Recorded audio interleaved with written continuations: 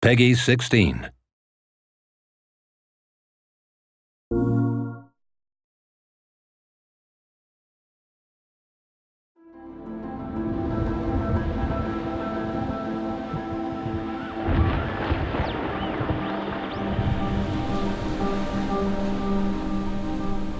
Okay. Medan we've talked about as being this cinematic horror experience with a huge branching narrative.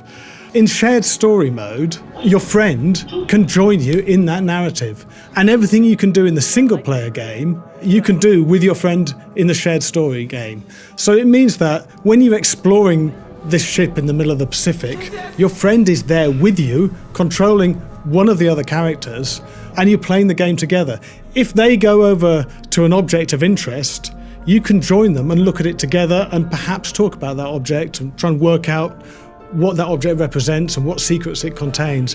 When you're having these dramatic conversations between the characters and you're deciding what to do, it's you and your friend talking and deciding together what to do. So it's a very social experience.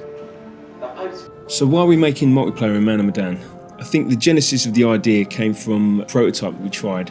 Wouldn't it be cool to see two players together in the same shared story experience, both making choices and taking actions that both have an impact on the story and the outcomes of that story and where it can go and lead to wildly different outcomes. And to be honest, we've been really surprised that no one else has done this kind of thing in a narrative branching story yet.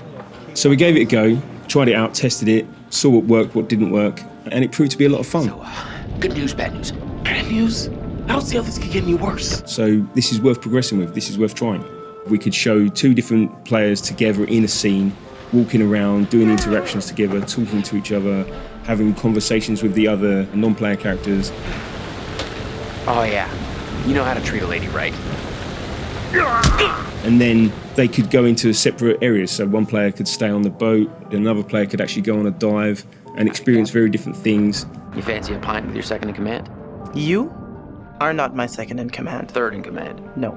And then come back together again, and then the characters would talk about it and take that story forward. Hey, what the hell is going on? Hey JJ, don't worry about it. So when you're playing shared story and you have to make a choice, or if the other player has to make a choice, you can't see the choices that they're being presented with. You know they're making a choice, but you don't know what's on their mind. Sometimes you actually get to advise on that choice. You can say what your character thinks is the best thing to do, but they don't have to take that advice. I'm telling you not to drink any alcohol right now. Oh, come on. Telling you?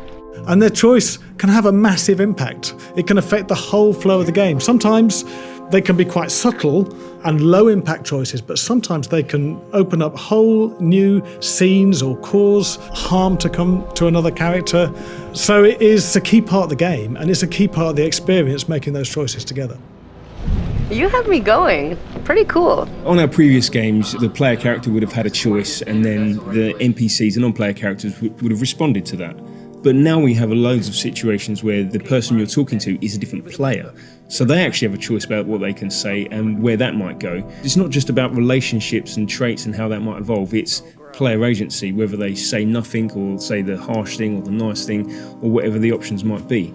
So every single conversation has grown massively because of this stuff. And then also, whilst I'm controlling a character, you're controlling someone else, and you might be having conversations with a completely different person in a completely different space. So again, tons of extra data. But it's worth it because we have this really beautiful cinematic experience. You know, I can hear what you're experiencing. If you're talking to someone else in the same room, I can hear that, I can see that, and I can join in with that. I'm just gonna say it. Fliss has gotta be in on this. One unavoidable technical challenge to overcome is the fact that with any multiplayer game you have latency, but at the same time, in order to maintain the tone and the feel of the game, we want to have as smooth an experience as possible. So we go to some lengths to make sure you don't ever have that problem. I would say the biggest challenge for me has been the sheer quality of data involved and maintaining the quality of that data but still fitting it onto a disc for a console.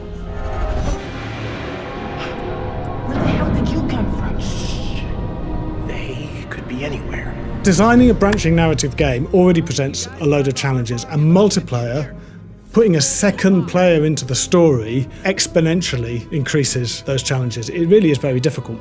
The first thing we do is at the design phase, we think of things that will work really well with multiplayer. So these are very, very high level things. Key scenes that really showcase the multiplayer, that really give the players interesting choices and big dilemmas. They're designed on paper and storyboarded very, very early on. And the narrative, to some extent, is structured around them. When we're happy with that, when we've got a narrative that we can really get behind, and this narrative also incorporates the whole of the single player game, then we start to break it down in games terms. We have got a tool we created in-house, which is a massive flow tool for the whole game.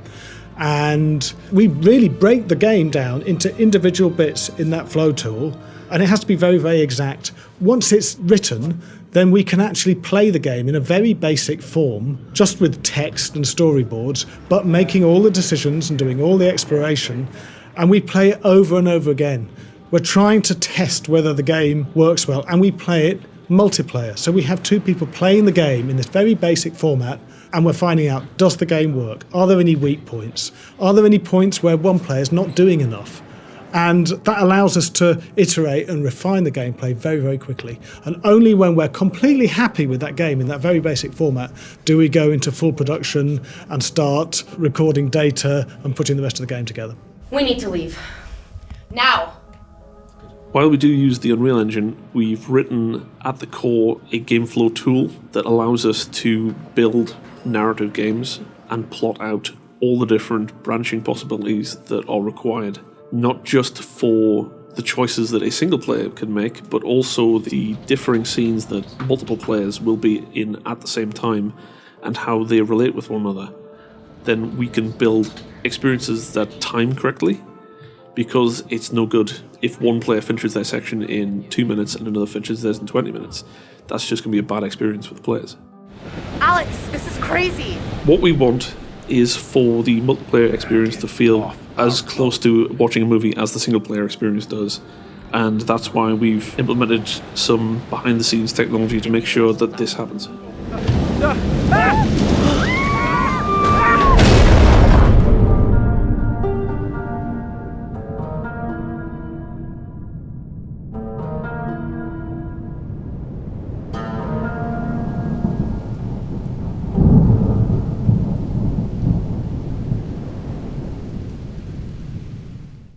PS4 for the players.